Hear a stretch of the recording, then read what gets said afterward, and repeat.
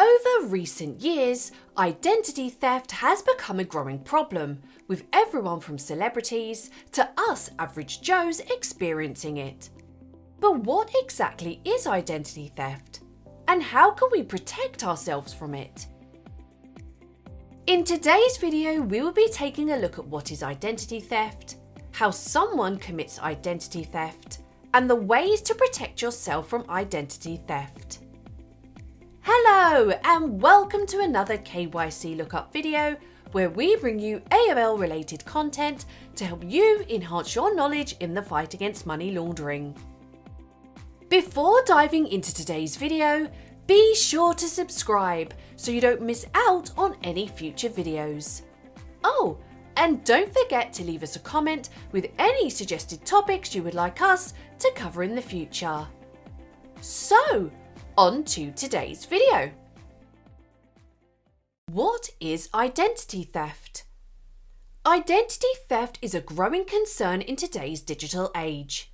It is a type of crime in which an individual's personal and financial information is stolen by another person or group of people, with the intent of using it for fraudulent purposes.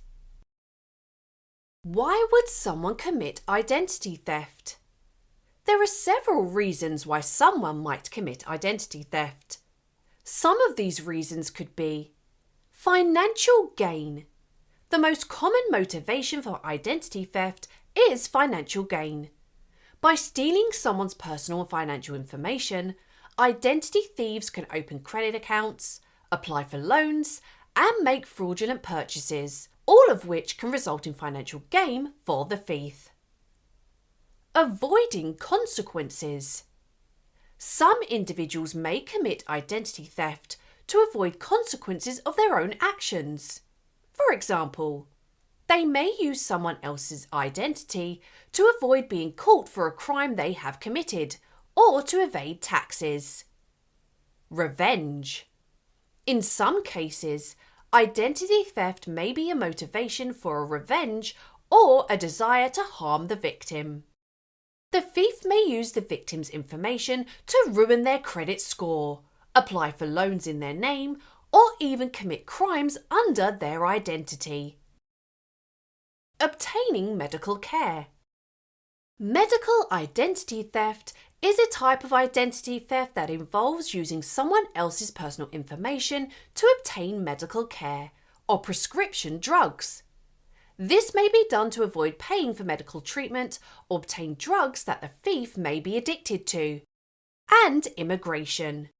In some cases, individual may commit identity theft to obtain false identification documents to gain entry into a country or to work in a certain industry.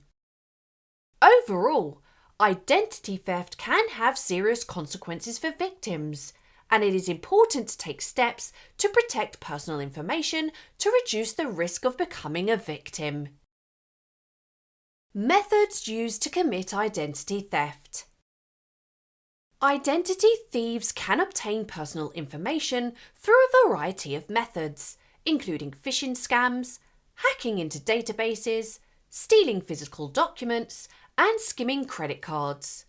Once they have this information, they can use it to open credit accounts, apply for loans, file fraudulent tax returns, and even commit crimes under the victim's name. Let's look at some of them a little more closely. Phishing. This is a technique used by scammers to trick people into revealing their personal information, such as login credentials and credit card numbers, by posing as a legitimate business or organisation. Hacking.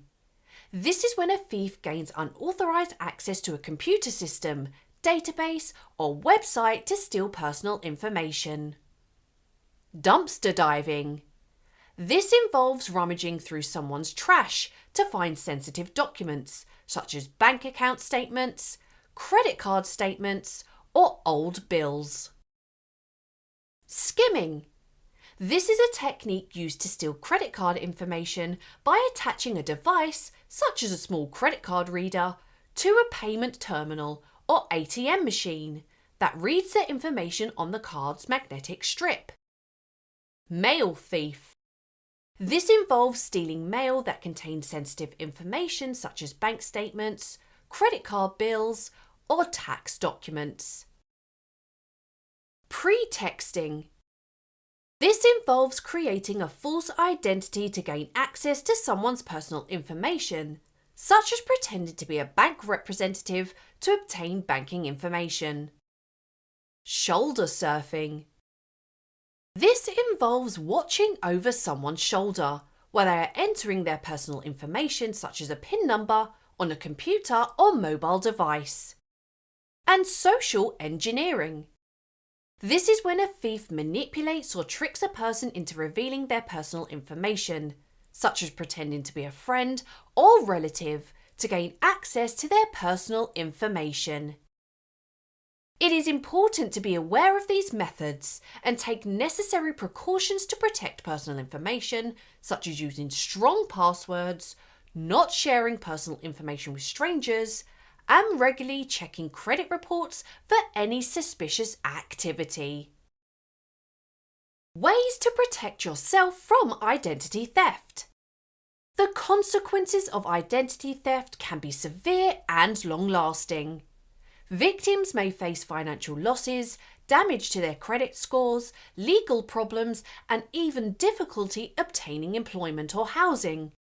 In some cases, identity theft can also lead to emotional distress and damage to personal relationships. To protect yourself from identity theft, it is important to be vigilant with your personal information.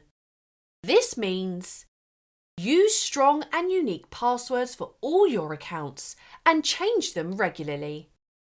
Enable two-factor authentication whenever possible to add an extra layer of security. Be cautious about sharing personal information online, especially on social media platforms. Avoid clicking links or downloading attachments from unknown or suspicious sources.